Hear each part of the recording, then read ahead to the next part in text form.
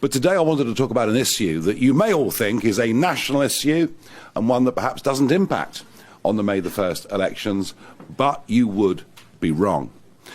Indeed, the population explosion that has happened in this country has had a bigger effect on the lives of more people than any other single issue. And it's interesting because up until 1997, this wasn't even a political debate.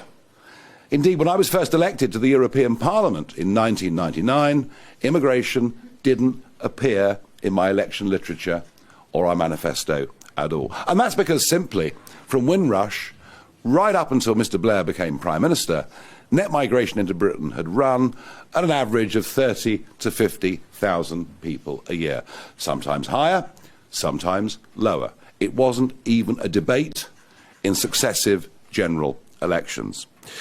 But the Labour Party under Blair decided that diversity was a good thing, something that was never ever to be questioned, and that mass immigration would be good for the economy, would make us all better off, and frankly, anybody that dared to even question this up until at least 2010 was considered completely and utterly beyond the pale.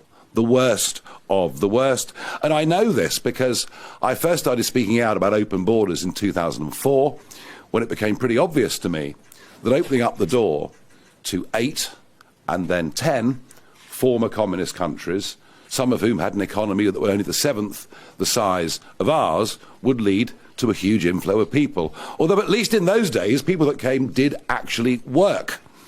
That sadly has now all changed.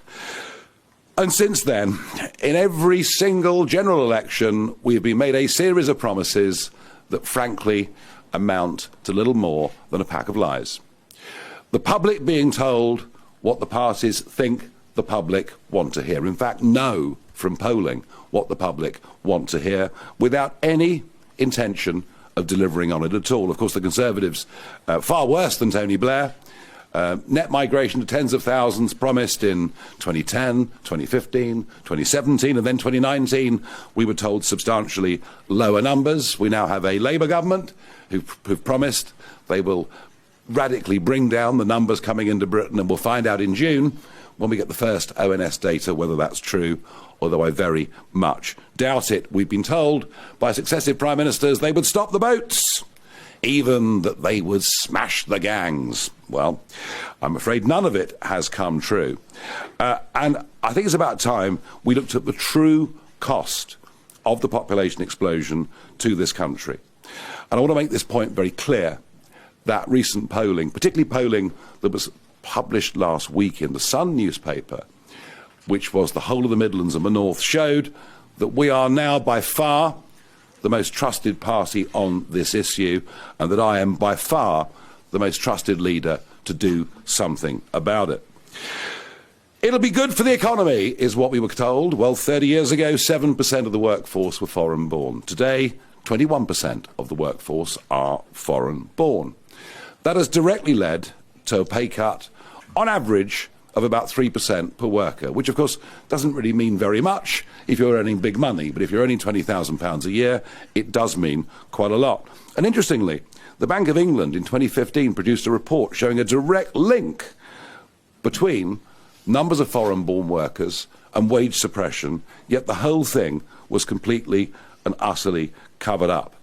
The impact, of course, on wages is worse than that, given that there are 500,000, 700,000, who knows, people working in the illegal economy, leading to further wage suppression. The greatest myth, of course, is that it will be good for us, and you must stop moaning about it because everybody that is here has come to work. Well, try this statistic for size. Foreign-born workers are 40% higher likely to be unemployed than British-born workers. 40% higher for foreign-born people to be on the unemployment register. It's not a statistic I'd ever heard before. It's pretty mind-blowing. And even the argument that, look, most people come here to work, so what is there to complain about?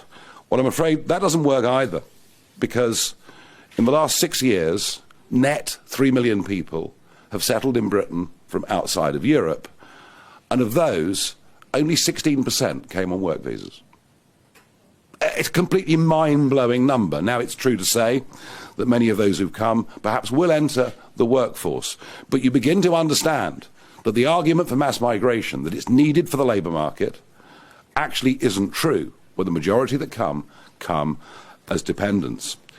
The Centre for Migration Studies recently published that since 2020, unemployment benefits to foreign born people have been £36 billion.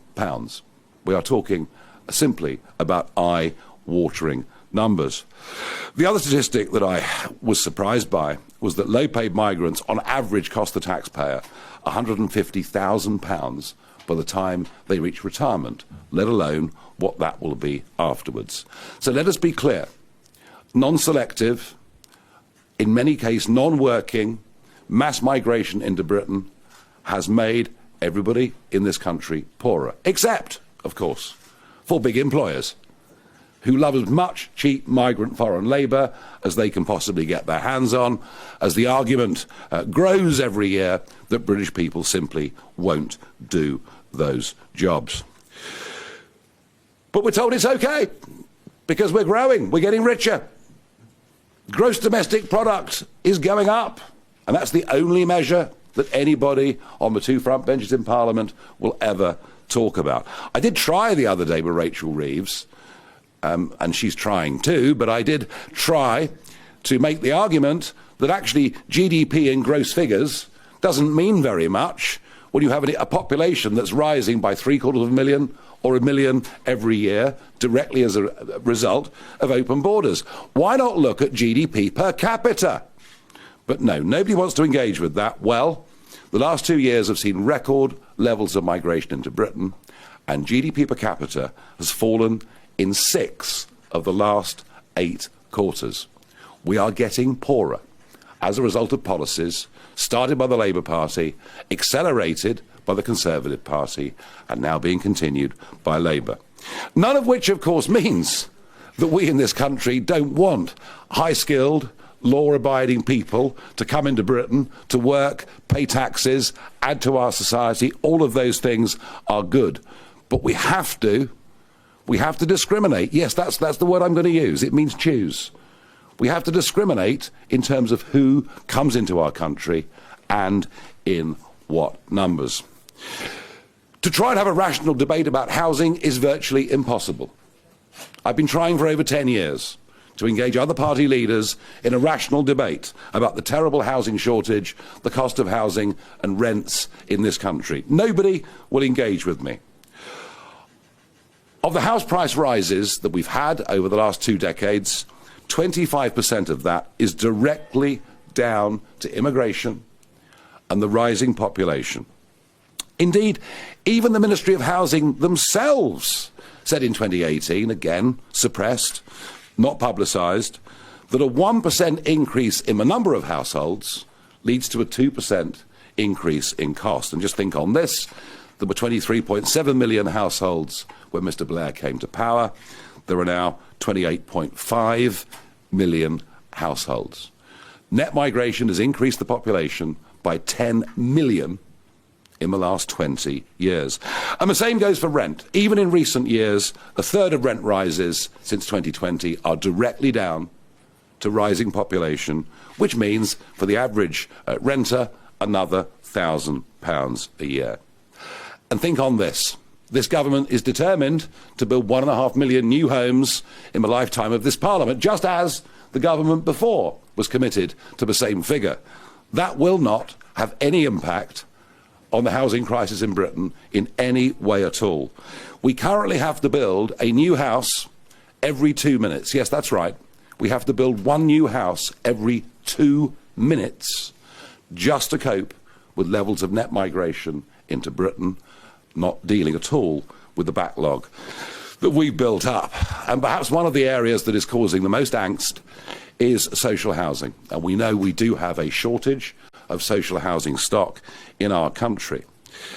But somebody who comes into the port of Dover, a young man without any documents, who's come from goodness knows where, who believes in who knows what, Once they're given indefinite leave to remain, and we increasingly do that because we find it too difficult to deport anybody anywhere, they then effectively are homeless, which means, of course, they go straight to the top of the social housing list.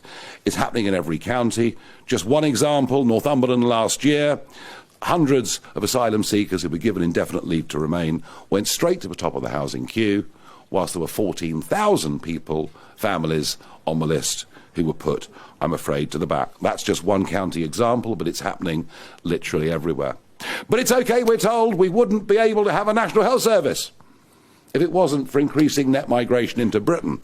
That is what we've been told over and over and over, and you'll still hear those arguments on BBC Question Time pretty much every week. We need foreign doctors and nurses. Well, I would put a different argument to you. I would say we should probably be ashamed of ourselves for taking over 100,000 doctors and nurses from the red list, from underdeveloped countries where undoubtedly those medical experts are needed even more than they're needed here.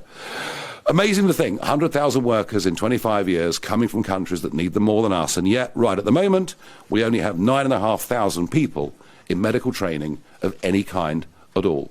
It's almost as if the NHS is happier to take on agency staff from West Africa, and we've sort of lost the idea that we should be training enough of our own doctors and nurses. And perhaps one of the biggest political issues in Britain that affects people's lives is access to a GP appointment, something that we pretty much took as a birthright, to be honest. Well, have a think about this. 7.2 million foreign-born people have registered with GPs in the last 10 years. And you're surprised you can't get an NHS appointment. All I'm doing here is giving you cold, hard facts, all of which I can back up if you want further documentation. I'm telling you the truth about the terrible, terrible mistakes that have been made by both of our so-called main parties. And one that is very difficult to talk about because you're always told that you're scapegoating, you're saying something that is truly beastly, is crime. Mass immigration has increased crime in this country in actually quite a dramatic way. Foreign-born nationals are 71% more likely to be convicted of sexual assault, 69% more likely to be convicted of drug offences, 39% more likely to be convicted of any kind of crime. 1 in 50 Albanians in Britain is in jail. Now, what does that tell you? Does it tell you that the whole of Albania is rotten, that they're all awful? No, what it tells you is if you come from a poorer country, there are richer pickings in crime in London and Birmingham and Manchester and frankly even Dover than there are where you come from. It's why I return to my point. We must discriminate when it comes to who can come into our country. We must choose who the right people are, regardless of race, religion or geography. Are these people going to contribute to British society? Are these people going to integrate in British society? We've allowed foreign criminal gangs now to dominate London streets. It's been going on for years and nobody even dares talk about it. And don't even get me started on the Turkish barbershops. I mean, I've been talking about this for some years. I even raised it when I announced that I was going to stand in a general election last year on the 3rd of June. And several in the press corps, I just thought I was off my rocker, and they probably still do. And I made the point that these are springing up everywhere. They take cash only, they don't cut anyone's hair, and they've all got a Lamborghini parked out the back. Well, I'm pleased to say the National Crime Agency has now raided 300 of these over the course of the last month, and perhaps they should follow my social media a little bit more. Think about this. The Home Secretary has promised that she will, by the end of the year, start to publish the crime statistics, and I hope that she does. I hope she lives up to her word. Because when this has happened in the rest of Europe, it has led to very dramatic political changes with the rise of parties, many of whom we would not ourselves wish to directly associate with. One little example. Denmark allowed in 321 people, Palestinians, a couple of decades ago, And 64% of that number have been convicted of crime. It is stats like that that are fundamentally changing politics across Europe, and in a way that can often be, I think, pretty unhelpful and further widen division. And that division we've seen here too. I'm afraid we've seen, and I predicted this some years ago, the growth of sectarian politics. You know, the four people sit behind me in the chamber, along with Mr. Corbyn, but the four are Gaza independents. Their vote is purely on religious lines. Now, I've never seen sectarian politics in my lifetime in England, but I have seen it in Northern Ireland and all the baleful consequences that that led to. I have a feeling that this is an issue that will really start to hurt the Labour Party by the time the next general election comes along, where the Gaza independents will win many, many more seats. Let alone South Asian gangs fighting on the streets of Leicester, or the fact that 1 million people who are living here permanently speak little or no English whatsoever. We have to be careful, and we've been subjected to lies, lies, lies. Now, we're in Dover because it was here in 2020, just as the pandemic was kicking in and lockdown was starting, that I began to go out from this port to film the migrant boats crossing. It was a story that, you know, I mean, sort of Radio Kent would cover it. It was a local story, but a story that nationally wasn't being told. And it was very clear to me in 2020, and I said that, frankly, you might as well put up a sign on the White Cliffs of Dover, everyone welcome. And I predicted there would be an invasion. It's a word that got me in very big trouble. But have a look at the numbers that have come.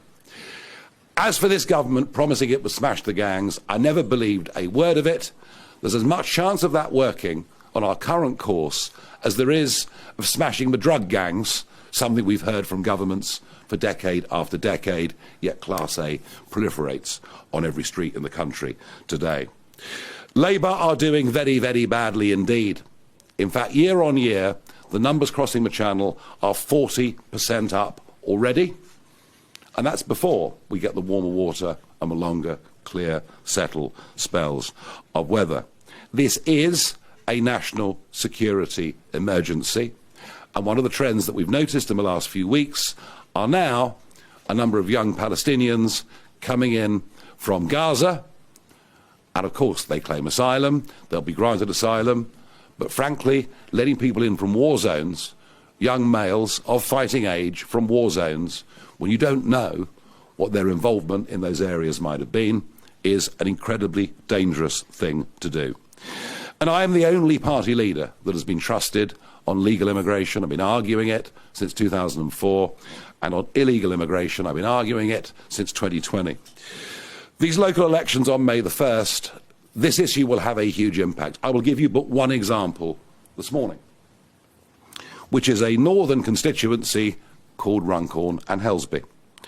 There are 750 young men living in that constituency who have crossed the English Channel. 750 of them, just in one constituency.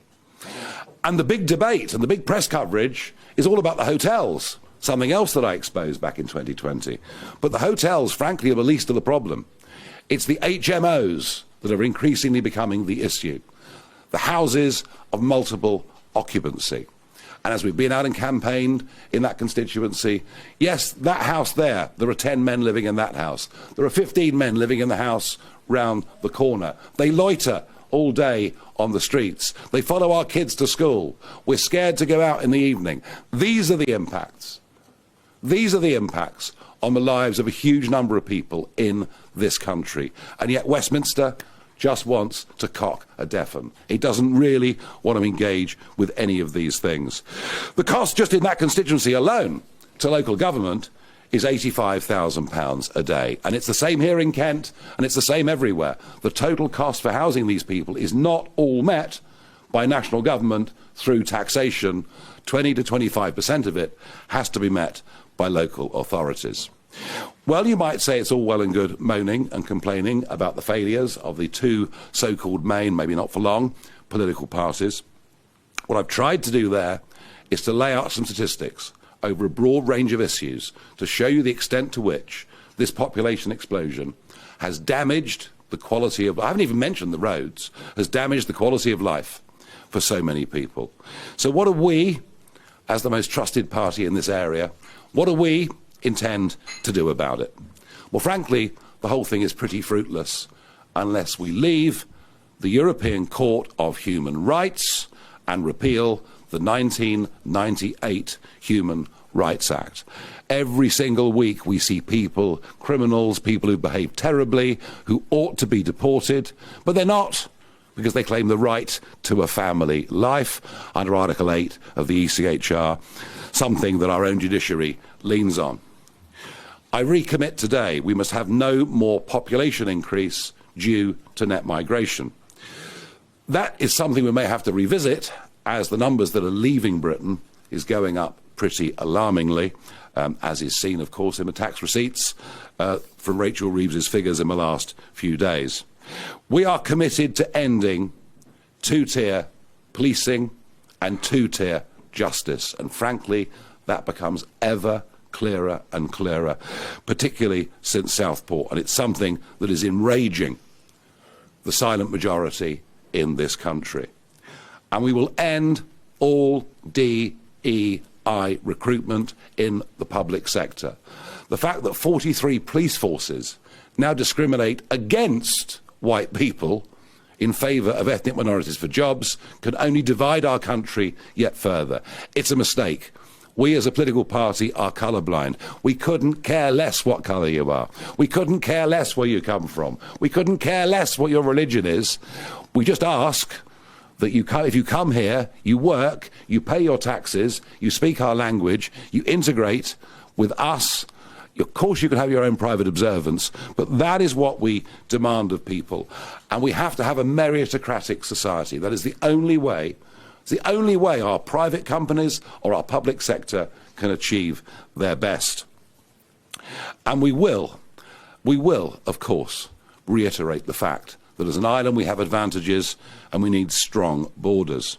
But enough of Home Secretary after Home Secretary making promises and dodging issues.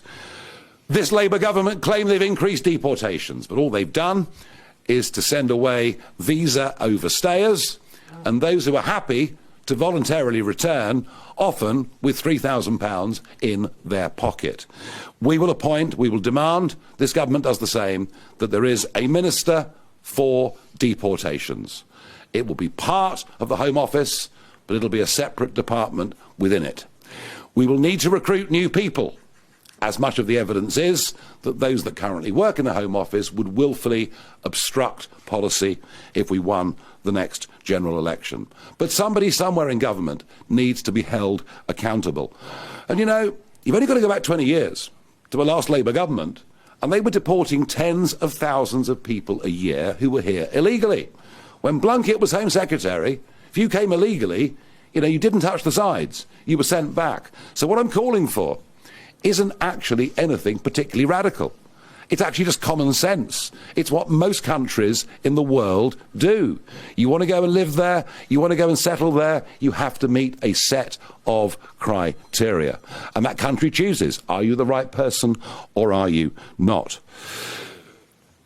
I know the problem is huge, because there are an estimated 1.2 million people here illegally. And going beyond the last couple of 100,000 is not going to be an easy job. It's going to be one hell of a battle, and we know that the state and the apparatus of state will fight us at every point. But it is our intention, ultimately, that if you've come illegally, you should not be able to stay. You should not be able to make a spurious claim that somehow your right to a family life means you should stay here. We will, in 3 to 4 weeks' time, announce more detailed policy on how we will actually carry out those deportations. We'll do that after the election, but I make the intention very, very clear here today. We will bring a total end to all asylum claims from people who've come here on travel visas or who are overseas students. We will demand the deportation of all foreign criminals. And for those who come to Britain and who are granted citizenship, that will be regarded as a legally binding contract, just as it is in Australia and elsewhere. We welcome you in if you make those pledges to us, but you actually have to obey the law and be somebody who is a positive benefit to our country. We are a party who are very proud of the fact we had more votes in the general election from the ethnic minority vote than the Liberal Democrats did. And an increasing number of people from all communities want to stand for our party. These are people who came to Britain, or their parents came to Britain, because they wanted to be part of this great country. They wanted to become a success in this great country.